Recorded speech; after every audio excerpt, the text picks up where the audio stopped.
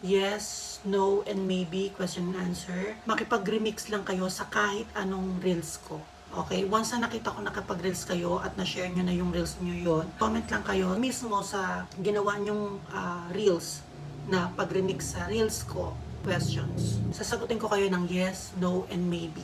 I-add ko rin doon sa yes, no, maybe kung nagbibigay ng advice yung card. So, pwedeng maibigay yung advice base doon sa sagot niyang yes, no, and maybe. Ang basang ito ay in general lang, ha? Hindi specific kung love, finance, health, career ang ibibigay ng card. Basta in general lang siya. Ngayon, sa mga magpapabasa naman ng gusto ng privacy, bubuksan natin yung subscription page natin. Doon sa subscription page, doon din yung mga taong mga nagpapabasa na gustong naka-private.